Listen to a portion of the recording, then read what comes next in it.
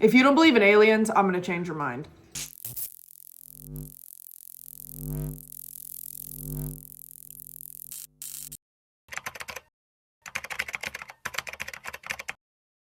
All right, today we have an absolutely insane story about a man named Valiant Thor.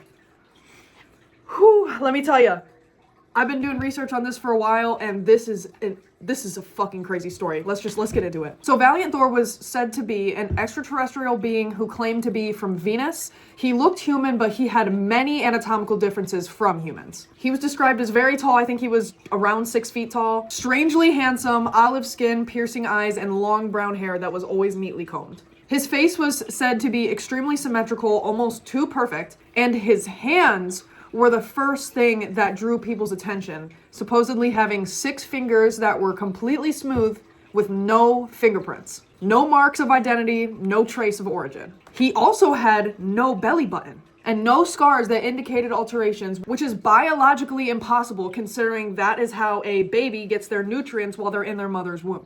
There's no way. And these 2 things were the clearest proof that he was not from this earth. Now, when he spoke, it is said that those around him described feeling very strangely calm, as if there was a hidden frequency in his voice that soothed their thoughts. And it said those who looked in his eyes felt like they were being watched from the inside. Now, Valiant was also said to be an extremely intelligent man. He had an IQ of 1,200, spoke 100 languages fluently, including alien dialects, and had a vast knowledge of science, medicine, history, and religion, surpassing any knowledge we have on Earth.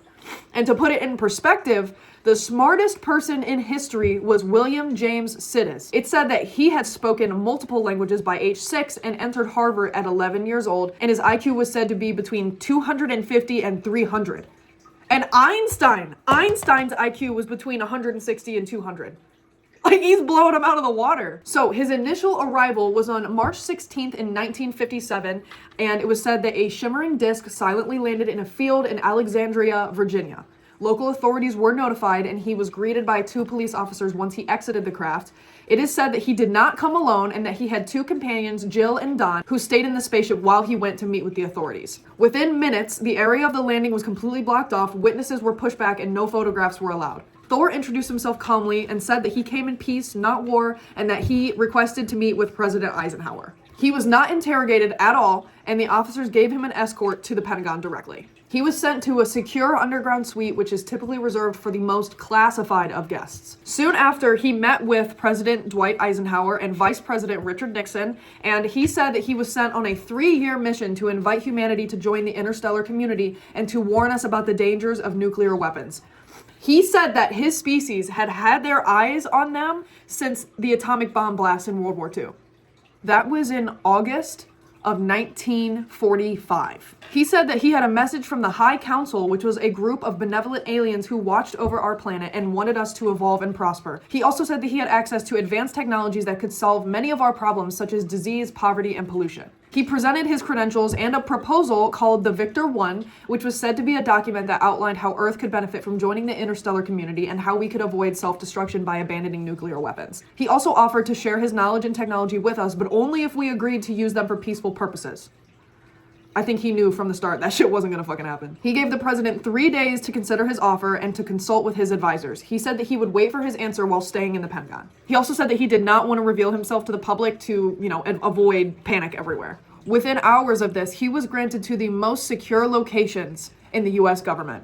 Now, his message was that humanity was on a self-destructive path, especially due to nuclear weapons, militarization, and environmental damage. He said that continued aggression would lead to planetary collapse or extinction, and he spoke of spiritual truths and a kind of cosmic moral law that mankind had long forgotten. He wanted us to unite as a single human civilization and to shift from power and control to peace, cooperation, and spiritual maturity. He wanted us to advance ethically before advancing technologically, and he had a belief that many civilizations failed by destroying themselves before reaching interstellar maturity. He also was pushing for a world without war, and he introduced free energy, saying humans could get unlimited power without harming the planet. And it's free. Now, he didn't just speak of problems. He offered solutions and advanced technology, new sources of energy, cures for deadly diseases, new tools to eliminate hunger and poverty, and a path towards complete universal peace. Thor's message was not political. It was completely spiritual. He wanted to raise human consciousness and break the grip of greed and control among the human race. Valiant stayed at the Pentagon for 3 years from 1957 to 1960. He met with many government officials, military leaders, scientists, and religious figures during that time. He also traveled around the country and visited various places of interest. He was friendly, charming, and respectful to everyone he met, and he supposedly demonstrated some of his abilities such as telepathy, levitation, and healing. He tried to persuade the people in power to accept his offer and change their ways. He warned them that if they continued to pursue nuclear weapons, they would face dire consequences. He also told them that other alien races were not as friendly as him and might pose a threat to Earth. He said that he was there to help us, not harm us. And he also made friends among the humans who believed and supported him, one of which was Frank E. Stranges, who was a Christian who wrote a book about him called Stranger at the Pentagon. He claimed to have met Valiant personally and wrote his book based on his conversations with him. His story was not known until 1967.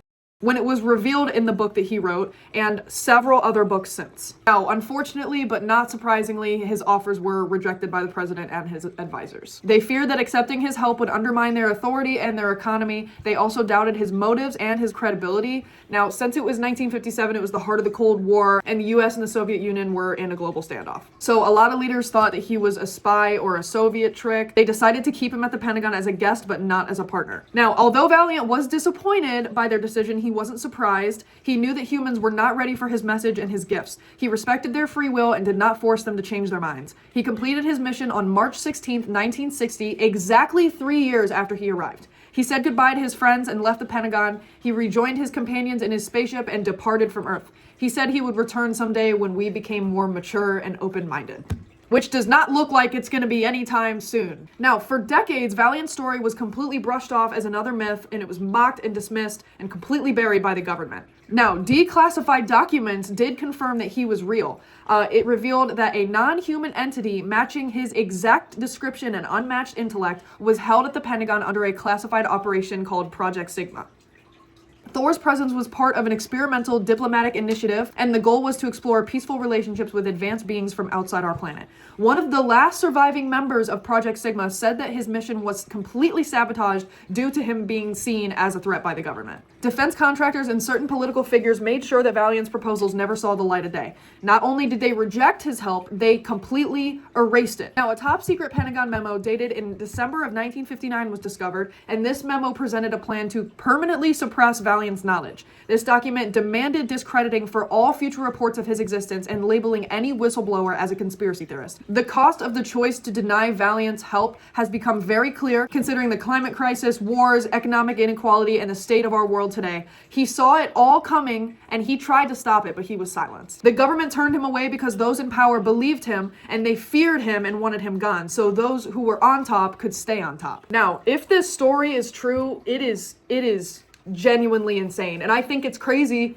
His claims aged, I don't know if it would be considered aging well or not well, but it seems like he's right. I mean, look how prevalent nuclear weapons are in today's society. That's like the immediate, big threat that people use is nuclear weapons. I mean, I think that literally everything Valiant said is proving to be very true. I believe it. I don't know, dude. This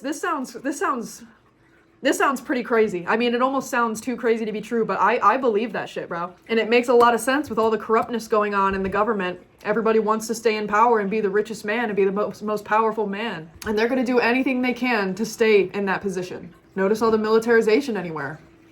We've got agents going door to door, ripping people out of schools and houses. Militarization is getting pretty fucking big. The environmental damage.